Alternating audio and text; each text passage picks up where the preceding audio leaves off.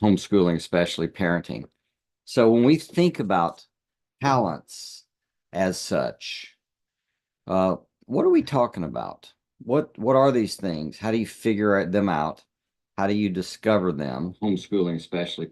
How do you make sure? I'm not sure why my lighting is so crazy.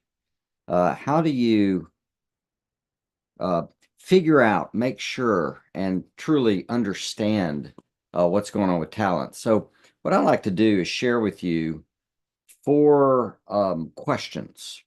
And these four questions, they're for your children to think about their talents and how they're going to fit in the world and what they can do with them.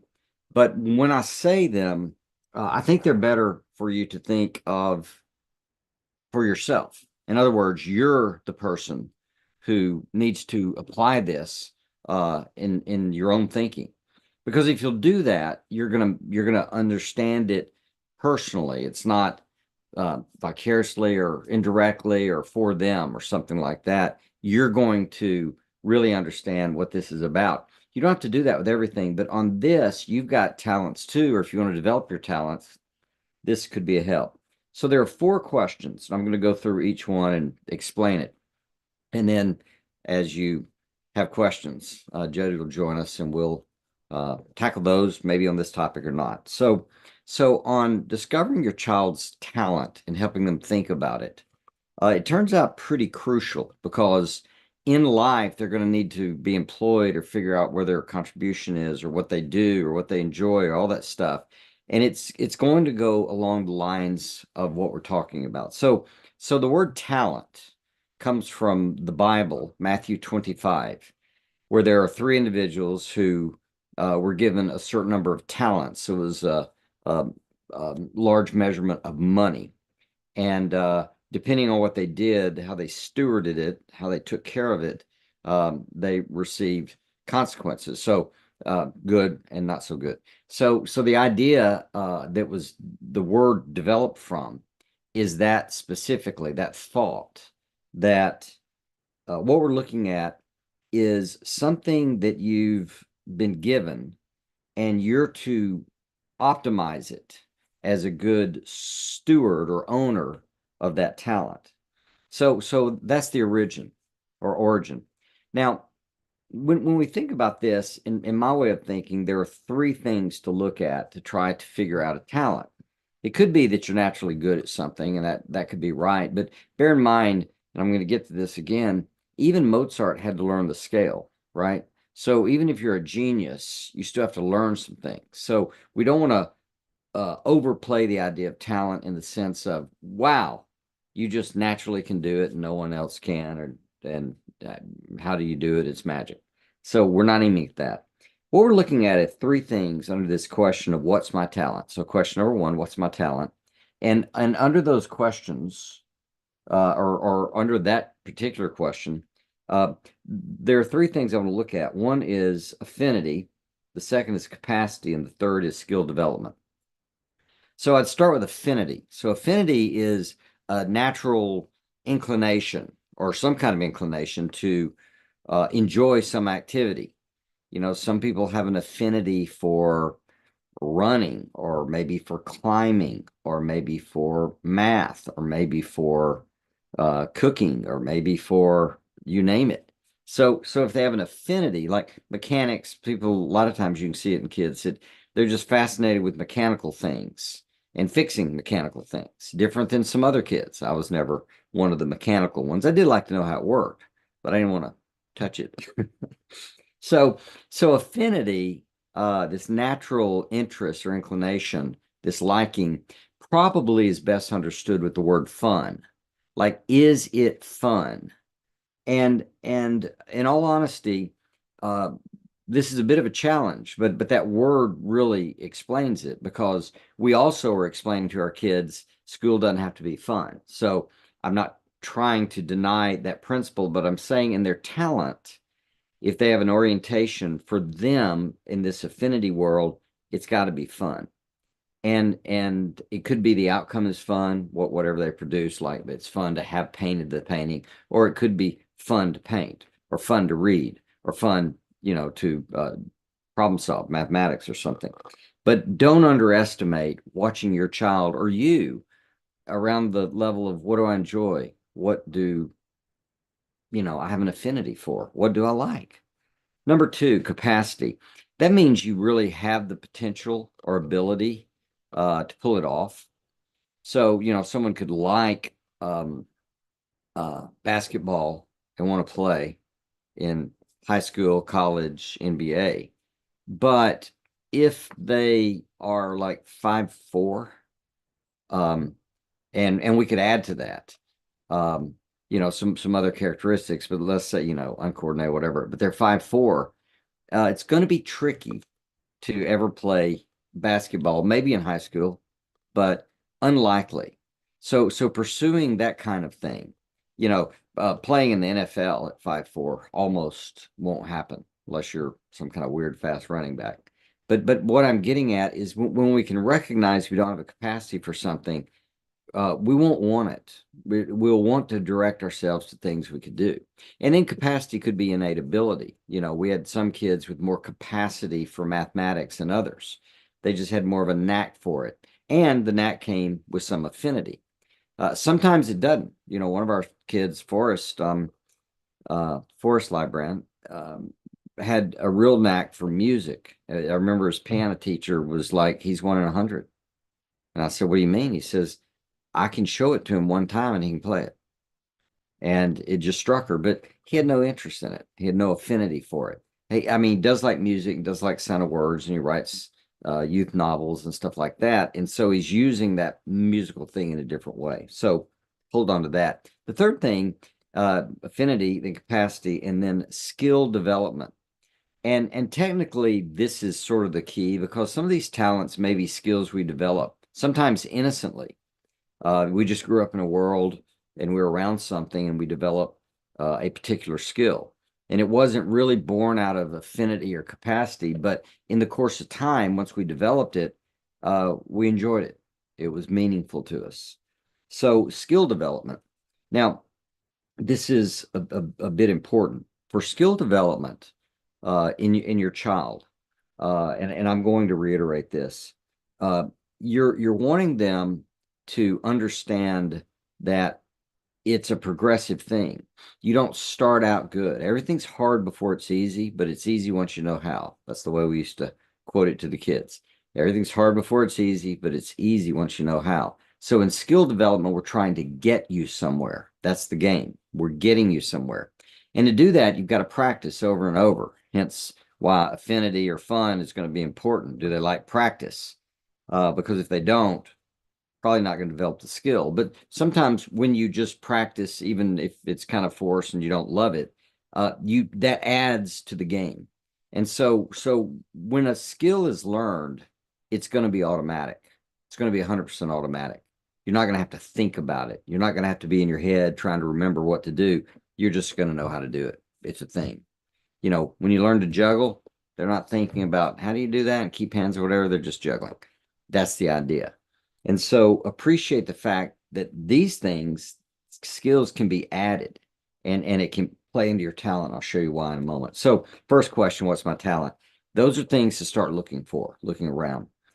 Number two, and even in your own life. Number two, what does the world need that my talent or talents can help? So what's my talent or talents? And then second, what does the world need that my talent or talents can help? So when you look around out there, that's going to turn out to be somewhat important because if there's a mismatch or there's no match between what's wanted out there and some talent you have, there's nothing to do with it. You can't make a living, can't make a contribution. So you want to pay attention somewhat to what's needed in this world.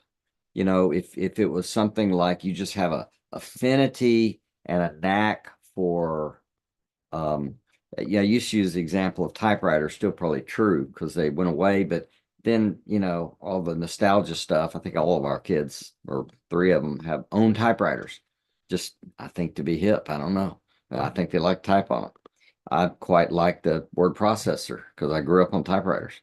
uh, Either way, there are certain things out there that we're just not doing much anymore. You know, maybe you love to make um, uh, whips for horses or something like that, horse and buggy days, but we don't use them that way. We have cars now. So bear in mind that as you look at it, you want to make sure there's actually a match for it. This is one of the challenges. My sister-in-law has a master's in music, and she finally went into be a nurse practitioner, physician assistant, have her at the PA. But she had a degree in music and loved music. And you can love music, it's great. But if you're not going to be a rock star or getting a symphony or whatever else, finding places and making a living uh, with music theory and all can be tricky. You can teach lessons, etc. But the pay scales and the demand is not out there. In fact, the arts in general, sadly, um, fall on hard times. The STEM stuff, not so much. So look at that. What does the world need that my talents can help? Number three, am I overlooking my talent stack? So the idea of a talent stack means a combination or a stack of talents. So it's not that you are particularly the best of the best in one area. In fact, that's really hard to do, to be, one in 10,000, to be the person that can do this better than everyone else on the planet. But when you think about these things in combination, it changes the game. So if you just have like three talents, but in combination, they all work together, right? So let me give you an illustration. So from my own life, I am pretty good at communication. Um, but what's strange about me is I can write or speak publicly. So that in combination is a little odd. I also have the strange ability to be a wordsmith. I like words and language, but I also think kind of like engineers do. So when you put those together, an engineer that communicates, that's a little different. And there's a need for that. When I taught speech at the University of Alabama, communications, the engineers had to come take that intro class that I taught. And that was about the only class they took outside of their domain, because they need engineers to know how to speak, obviously. So a talent stack can be a combination, let's say three, four, five, three, let's say at least. And when you're good at three things, and when I say good, let's say in the upper 20%, upper 20, maybe 25, but 20. If you're in the upper 20%, or your child is in three areas that work together, that thing right there, that goes from 20% to 0.8%, let's say 1%, meaning that combination, there's only 1% of the people that have that combination. So that in combination becomes a really cool talent. And so understanding that, especially when you think about skills and what you can add, putting those things together actually equips you to be very valuable if you find a point of need. So, what's my talent? What does the world need that my talents can help? Three, am I overlooking my talent stack? In other words, am I overlooking a combination of things that would make me really, or what I have to steward, something very helpful in this world? And number four, what skill or skills do I need to practice, learn, develop? What skills do I need? And the question is to practice until it's 100% automatic. So when you think about those skills, what do I need to do until it's 100% automatic? Being able to type, that's a skill, and you practice it, and then once it's automatic, you don't think about it. It's the same with writing. It's the same to some level in mathematics. When you start understanding how some things work, it's certainly true in writing, because once you develop a skill, you can put those words out, and your brain's figuring out punctuation and everything. So appreciating that works like this. If your child is in the upper 20% of people who read and comprehend well, uh, do math well, and write well. That combination of reading, writing, arithmetic, if you're in the upper 20% with all three of those, that actually puts you in the upper 1%. And it's striking.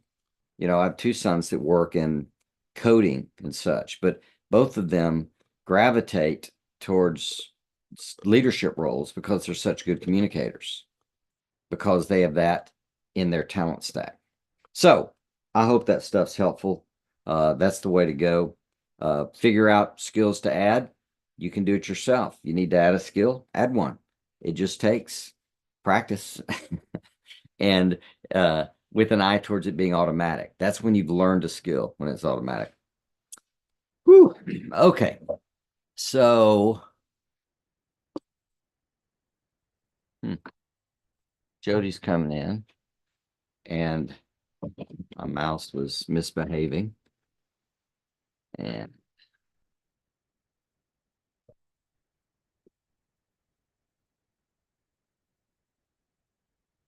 see a chat, but I don't know if the chat's working that well. Chat. Hello. Did you say hi to everybody? Hey, everybody. You're not the picture yet. It's my fault. Doesn't work. It will. It's on delay. Ah. So we're looking for questions.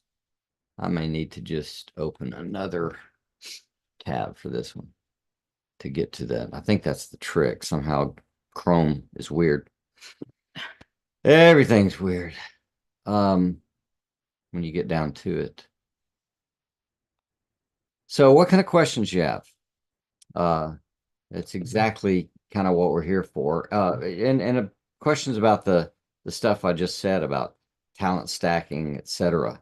That's or anything to do with talents. Any questions you have? Glad to try to throw out my opinion to you.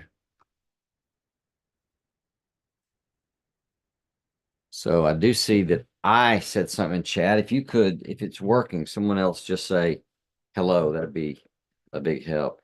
Can you turn that light off? Sure. I think that's throwing a glare on this screen. Better?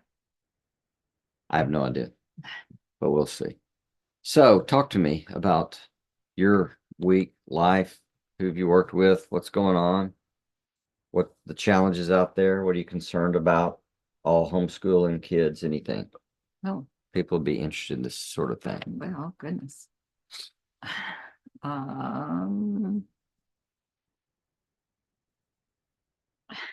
What do you believe in about your grandkids or your kids? What do you look back on? Here's a good question. What do you look back on your homeschooling that you wish you'd done better? I know you've mentioned that on occasion, but elaborate on that. And if you can't think of one, I know one. I mean, that you've told me. Brett's got the good memory, guys, if you haven't realized that already. I hold grudges so well. They're just, I think I would have done more of a lot of things. Practical just living things. I didn't do a lot with like teaching them to cook, and I don't know that it's hindered them. They all seem to be doing fine, but just some things like that. I look back and I think I would have done more of that. Vocabulary. We did a lot of vocabulary, but I just would have made sure it would stuck. I don't know how to. They all have great vocabularies, but it's just so important in life. I mean, a lot of people know it's important for the SAT or whatever. It's just there's so many different studies that show that people that succeed usually have a very extensive vocabulary. Do you know why that is? I have no idea why I can't make this behave for me. Probably not. Well, it's because of that little Latin thing about something close to verbus sunt animo indices. The words are the indices of the mind, index of the mind. I'm sure I didn't quote that correctly. That's close. It's what you think with. So when you add words, what's happening is there are a lot of effects. Your reading can improve, your communication with other people can improve, your ability to think about concepts and add knowledge. I mean, look, a lot of the suffering all of us do in this world is because of a lack of knowledge. If we had known we wouldn't do certain things. We recently, with the kids here, I don't know if I mentioned this before, I put a heater out back.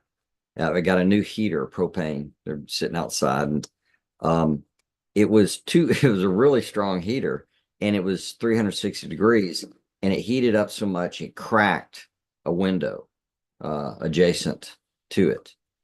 If I'd known, I wouldn't have put it there. So a lot of life is about developing knowledge, and vocabulary is an intimate part of it. What about what you've regretted is social involvement? Well, I have thought more about just more things in the community, uh, volunteer things, and they did some volunteer things, but maybe more even as a family. I think that would have been a nice thing. Yeah, your concern has always been trying to figure out how to give a heart to somebody, but I don't know how to do it. Anyway, let's see how it goes. Yeah, so part of your concern was that they grew up and they weren't as socially minded, socially involved. But actually, as we rethought it, they'd work with bridge ministries, and they had all kinds of things that they did, and to some degree they do. Part of the problem we've got is they all have little kids, and so your free time, your availability is challenging for that sort of thing. They're involved in their churches, etc. But there is a spirit of service. Yeah, giving back, serving. Yeah. That you want to make they sure don't not have, but yes, yeah. I just say and just like almost well, just like anything like that. If you're not doing it, it's kind of hard to expect your kids to be doing it. And this too goes with the talent thing, because if you're doing stuff to serve, if you can find it fun, rewarding, meaningful, you're going to do a much better job. So being about, the ways I can help people in our local context and community and church, I do help, but it's going to be around the issues of words and knowledge and ideas and teaching, etc. I'm just not as good at just like helping people move or fixing mechanical things. I don't find it fascinating. I don't have the tools for it. I have not developed that talent. And so if we get our mind that the only way to serve is through the things that people normally think, help them move, pick up trash, do whatever, some physical project, it's not entirely fair. And you want to think about more of this talent stack or this talent combination, affinity, capacity, and skill that we talked about. Does that make sense? Yeah. All right, what questions do you have? So, Vivian, you mentioned high school is like a second chance in one of your other videos. Can you explain it a little bit more? Excellent question. So, it wasn't exactly high school, but it roughly happens that time. What I was sharing is something a mentor of mine taught me forever ago. And that is the teenage years, what we call teens. So when they're getting into 13, 14, for sure about 16, you're getting into a range there with youth that it's a parent's second chance. You're going to see some things that you didn't do right, or you haven't yet helped them develop. Because when they get older and bigger, they are able to do their own thing. They can walk away, run away, maybe they can take you. I don't know. But it is a second chance in that regard. And basically, our identity as humans tends to get set. It's not ever totally set because we can grow and adjust, but there's a setting or a settling that happens from about 16 to 21. And so in that range, people are especially settling to figure out who they are, because it's not yet decided. People in our culture are pretending like kids. Yeah, I mean, small children, 3-year-olds or 4, know about their orientations, whether it's religious, sexual, career, whatever. It's a very curious thing that doesn't match, to my knowledge, any good literature on the subject, because humans are more plastic and changing and developing, and they do it all through their lives. But in particular, this settling stage, 16 to 21-ish, is where you really have a chance to make sure you've given them the experiences, the opportunities to learn the things they need to learn in terms of values, skills, etc. So in that sense, it's your second chance. You know, if you, I mean, on a practical level, I'd just say if you've got a child that has always had a bit of an attitude problem, when they're little, it's cute. When they pitch a fit, their little face gets red and stuff. We've known friends, I think it was done to me a little bit. They thought it was cute. But it's not cute. It's 16. It's dysfunctional. And so something like that, learning to get a better attitude, how to manage your emotions, like one of our courses walks through. That's where that second chance is. What do you want to add? Yeah. Well, it just made me think when you said, you know, with a lot of times with the little ones, things are cute. We see other people kind of falling in that, like, oh, they're two and they don't speak right, and isn't it so cute? And we're not going to correct their speaking. I know this is not exactly what you were talking about, but just why? Do you want him to be 4, 5, 6, 7, 8 and still not be enunciating his words correctly? Yeah, So I know of someone who their child was 17 and they were still putting the belt in the loops, laying out their clothes for school. tying the tie. Yeah. Um, no.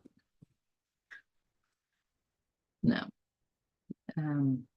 I think just back to some things I would have done differently. We did a lot of things with systems. We had systems set in place, and because of Fred knowing about this and teaching me about it and all, I would have done even more of that. It just frees you up in any area, whether it's laundry or cooking or school or yard work, anything. If you So have what do you mean by system?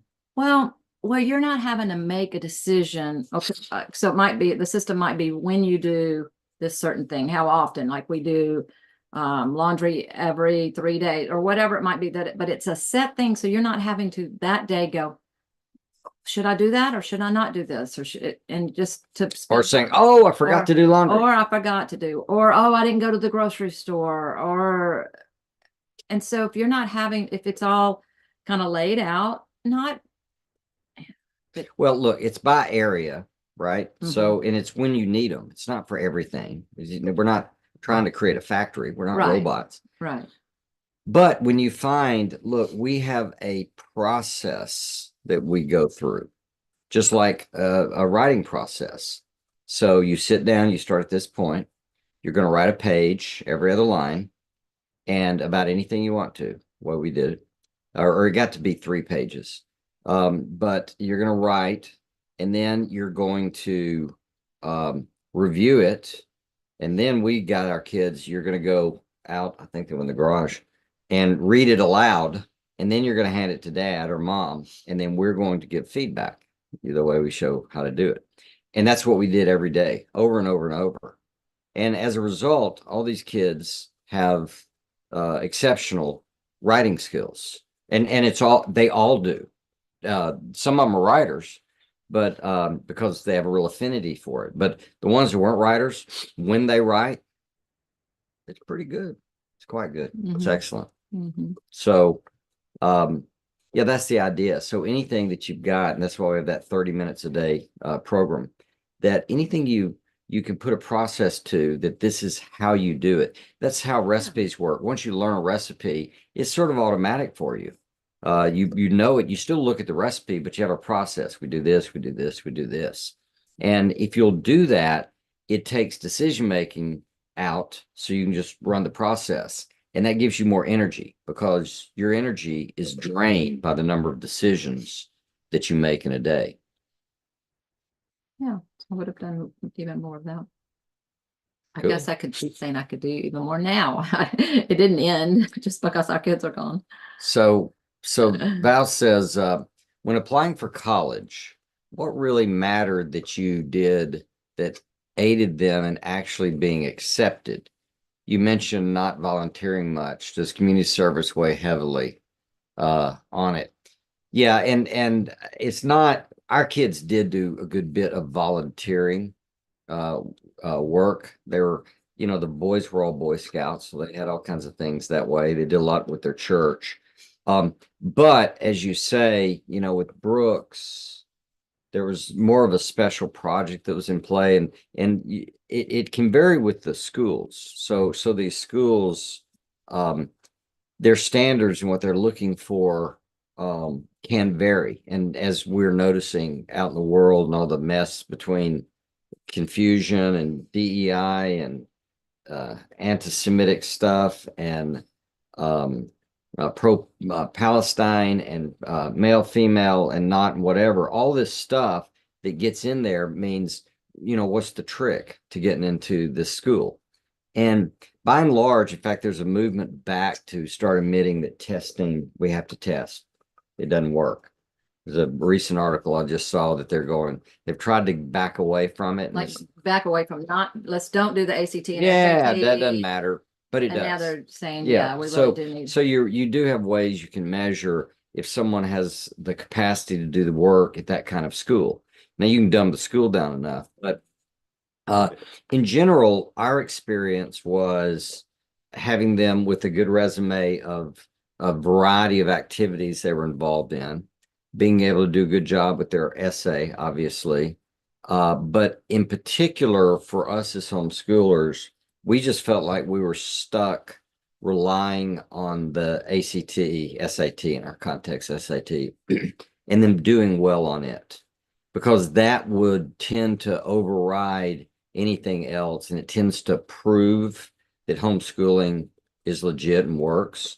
Now that they have procedures now, and I would check with the schools, like, what does it take to get in? How does it work? And there are people that do this kind of professionally for folks that you can hire.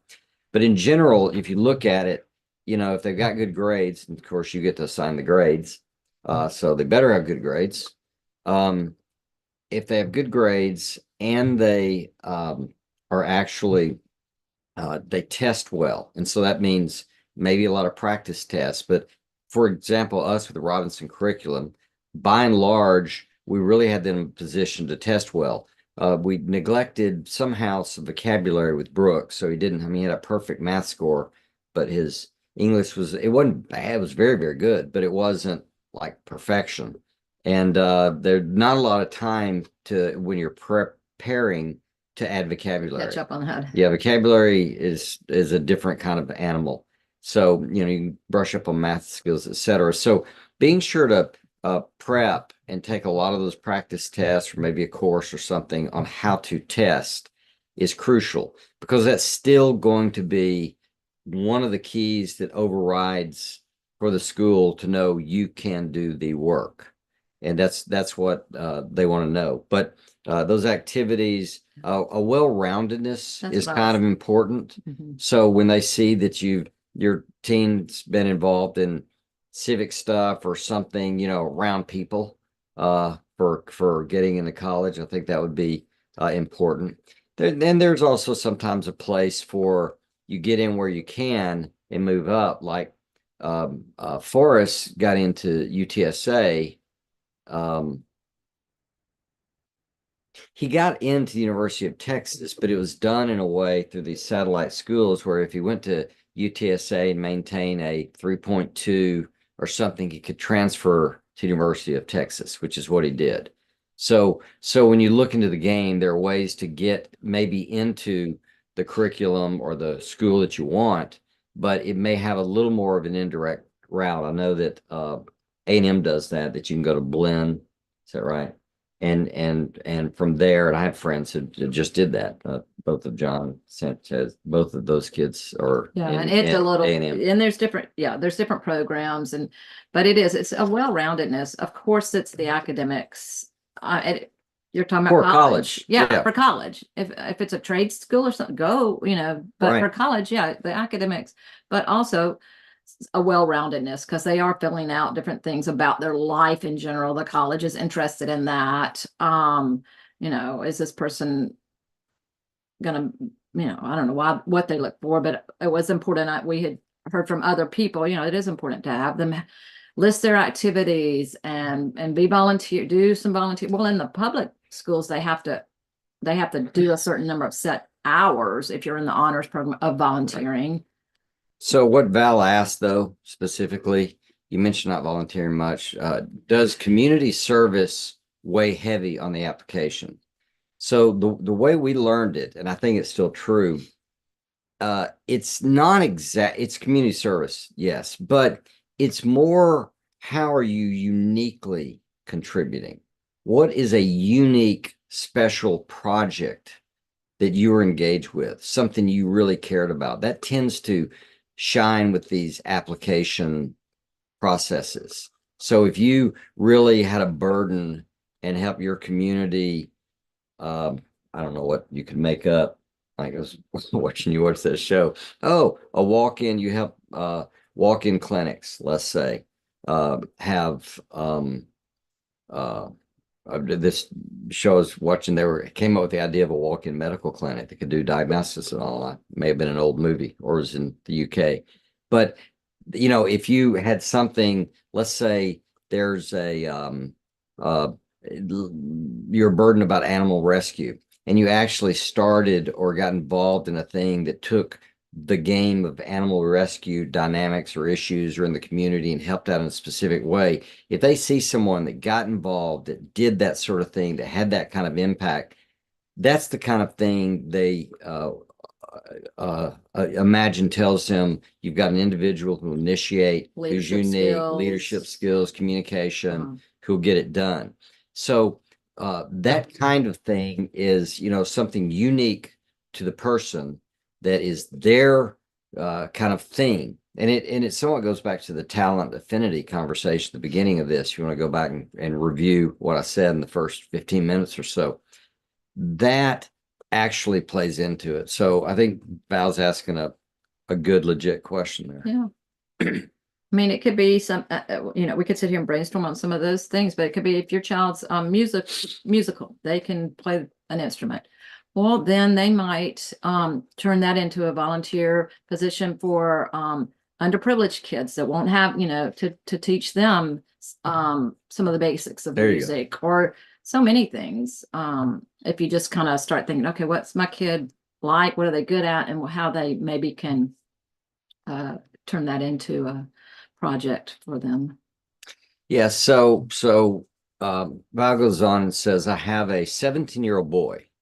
Can you help my mindset in setting him up to succeed in preparing this year for those applications? He'll do great in college. The application process feels tricky. Well, yeah. So if it were me right now, I would actually start Googling and looking for what exactly is involved in the process, even calling the schools and just ask them, even have him do it or y'all together and just say, what is involved in this application process? Because they do this a lot, and so it gets spelled out. But in particular, he would certainly want to, if he hadn't done the SAT, he's going to want to, or the ACT, he wants to take some prep tests, and a lot of them to get his skills up. We found, by the way, on that our kids had advanced so far in math, they had to really go back and study algebra 2, 1, to review some of that because it was just so far in the past for them that they had to go back and brush up because that's the kind of thing that's on the is on the test. So your mindset, here's the mindset. You asked that specifically. The mindset that you want in the application process is this. It's a game. That's your mindset. It's a game. And all you need to know is how do you define winning and what are the rules? And once you know the rules and how the game is played, then go for it. And then go win. That's the right mindset. And the game might be a little different at different schools. It's not about right, wrong, justice, fairness, or anything. It's just a game. And I think that mindset is going to be good for kids when they get into college too, because every class, it's a game. And the professor gets to make the rules. And when you're a professor, you can make the rules. but winning in the class is defined by the professor. So they might do essays differently. You just need to find out in each class what's this professor's essay game or homework game or attendance or some value different things. But if you'll think of the application process like that and have a sense of fun game, don't belittle it, but if it's a game that you just want to know, all right, so what exactly does it take to win? How the rules work, and then you can work with the rules, and maybe come up with some clever ways to combine some rules they hadn't even thought about. I don't know, but that's the idea. I think you could even potentially, I think Googling will get you some good answers. I think just looking at that school's website, they usually have a lot of information on there about that kind of thing. But also maybe even you might know a family who's a year or two ahead of you, Yep. whose kids have gotten in, Perfect. and you say, hey, could I just search see around or just call how you call did your them and application? say, how'd y'all do this? You know, How'd it work? that especially if it's for the Because school you are yeah, interested in. and Jody's point is great because it's live in real time. We're not speculating, so it's actually you have an opportunity to talk to people who've been there, done that, know the rules of the game. In recent years. Yeah. Can you talk to helping guide them in choosing a career path, and maybe this ties in with the talent stack? Yeah, so career paths are a little, they're not tricky, but they can be challenging because you can have things you want to do that you're just not going to make a living at. And that's a sobering reality. So, for example, we'll have kids that write and they may make it big someday, but the odds on that are not that great, for a variety of reasons. Number of people reading, the way the publishing industry has gone, all the money goes to just the big names. It's not like the old days where they're trying to find new talent and encourage it in the world. There are online things, etc. Social work in general tends to not pay much at all. So one way to think about career path is, again, what do I like to do? What am I good at? What I'm willing to learn that I find rewarding or meaningful or, fun, if I can say it that way. And by the way, if you're in a career path that's not fun, you can think about how to make it fun because that can work too. But in general, especially like with a college context and the same idea, the way people learn, they learn better in subjects that they enjoy, again, to the fun principle. So, I mean, I've counseled several different students in college through a process to where they got out of, in this case, every time was engineering. It just wasn't their thing.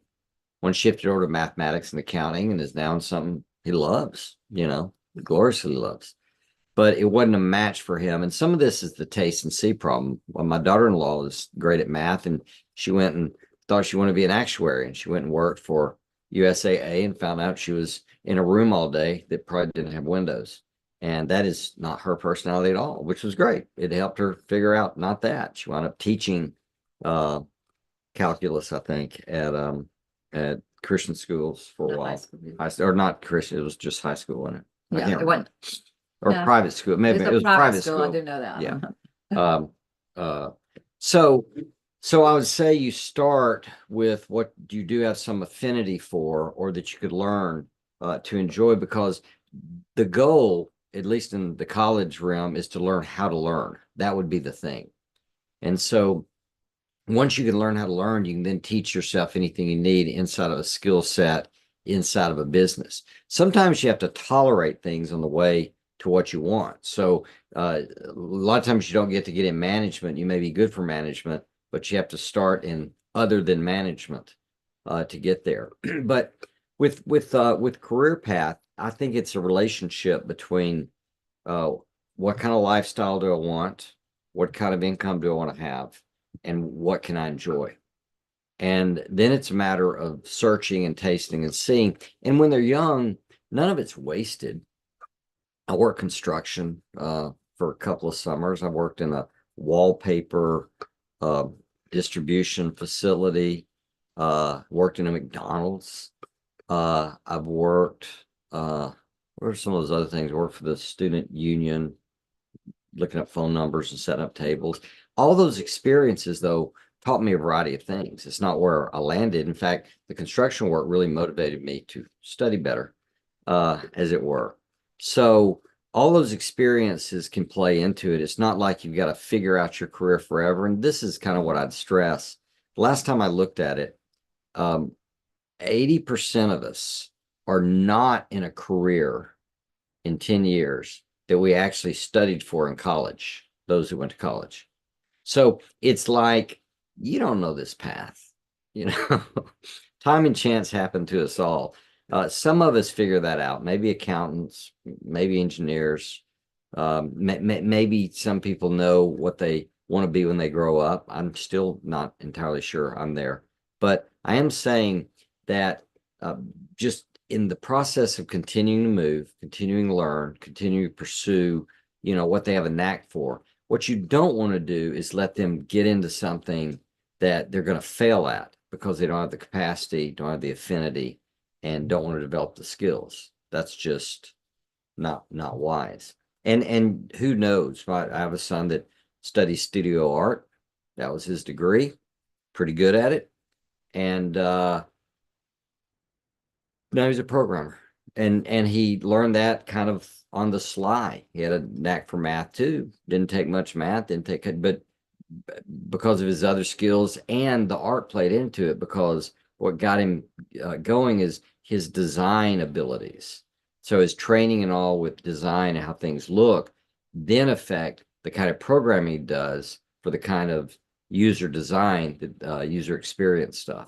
So you never know how this stuff's going to work together, but it's hard to map out the exact career.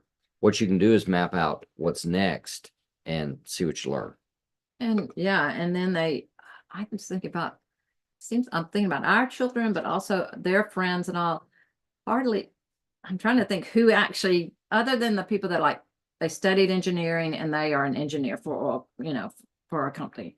But so many of them have tried several different jobs, and they've all helped to get the next job, and it's not necessarily the same. They've changed around a lot, and it's not even, like Fred said, not even necessarily what they studied in school. So it's a different world than, well, especially when it's not, it used to be, studied this, you did this, and you did it your whole life. It's not. That was even before us. It was, but even, there's just a lot more fluidity. And so I think that talent stacking is totally part of it all. Okay, you learn from this job, you learn this, you learn that. We've told you before, our daughter wanted to work with a sports team. So post college, she took a little online course that helped her get the job that she wanted. Helped her understand the sports industry. So when she interviewed, yeah, they could tell she already knew the game, and they were desperate they'd lost someone 2 months in at St. Louis Cardinals in their sales process where everybody starts. But this was somebody they didn't have to train. When they interviewed her, go, oh, all the lingo, you know how this works. So it was, it was a good match, yeah. But I think that's true with all of our kids. If you look at them and what they did, so we had Studio Art, who now is a senior programming engineer. We had marketing, and she's a recruiter for a insurance company. That's a student recruiter of interns. She goes to universities and interviews and sets up interns in this insurance context, and investing, wealth management stuff. And then one's an editor for Bible commentary, his primary job, right? His job. Another one is now a journalist, but he studied corporate communications, but now he's a journalist in DC. And the youngest studied math and economics, but was programming all the way through, and that's what he's done. But now he's in some role in a company Spotify owns where he's building a community of programmers. A lot of what he's doing is interviews and videos and getting communities together, etc. He may do a lot of programming, but a lot of his is moving towards promotion type stuff. But he studied mathematics and economics, so you never know. I mean, Right. basically, but all these things can weave together, and it's kind of the adventure, you know, at least the experiment of it all. So, I mean, if you have a family business, I have friends that and they made all their kids go get degrees in geology and engineering, come back home and do oil and gas, and they've made a lot of money. So, more power to them. And Truthfully, and they sometimes all they can fit in, did great. taste and see, if they think they want to be a veterinarian, maybe they can volunteer with the doctor in town and see if they really want to do that or not. Or, there's some things like that that you can kind of taste and see. So let's hit this last question here. My very social 15-year-old, I assume it's a girl, is asking to go to public school. Mark He's more structured. No, he did quite a bit of volunteering last year, but now wants to try different things. Thought. So social 15-year-old guy is asking to go to public school because there's more activities and more structure, et cetera, et cetera. He did quite a bit of volunteering last year, but now wants to try different things. Thoughts? Well, I think it strictly is a matter of what the goals are and what y'all are pulling off in the homeschool. I mean, where is he academically? Is education? Is he getting it done? Is that itch something he needs to scratch some other way than the schooling side? We had a son like that, social, wanted activities. So we let him go one day to experience it. He could be He shadowed a friend. Yeah, something like that. Still love him. And yeah, the school arranged and let them. But what happened is when we sat down and thought it through and just did the math, and it was bus ride, time of day, what your homework schedule, activities, and I walked through all the math of the inordinate amount of time that's wasted in schooling, because you got to go between classes and there's social things and interruption, and then you know competitiveness and distraction socially, etc. And by the time he walked through all that, he went, yeah, that doesn't make sense. And so he stuck to the path, and then college took care of it. But I mean, it relates to your own priorities and what he's learning. If he is school going to be academically challenging? Is that something you all value? Is the social activity side something that's important? What are the risks that go with that sort of thing?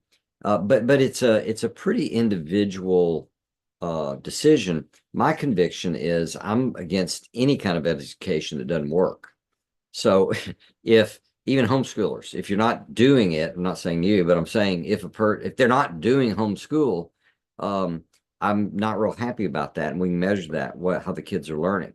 So again, that's a part of it too. Yeah, you can get more friends, but maybe you can do that some other way. Our son was frustrated. His friends would plan to do stuff after school. They all went to school, and they didn't call him, and because he wasn't in the conversation at school. Hey, let's go hang out at Wally's and do something. So all he had to do is start calling somebody and say, so what are we doing today? And it kind of solved the whole thing. But I think those questions are going to be the kind of thing you want to think through. What do you want to add? Yeah, and finding out exactly what is it that he thinks he's missing out on, or some states let you participate in public school activities because you pay taxes. Not all states do that, but look into that. Are there other things that is he bored? Does he need more things to fill time I'm with? more curious about this word, more structure. That's a curious thing for a child to say. I need more structure. And that could be you don't supply it, or he's got ADHD, or that he thinks it's going to cure if he's got, the pressure of deadlines or whatever. But I would want to know which school and why. And there's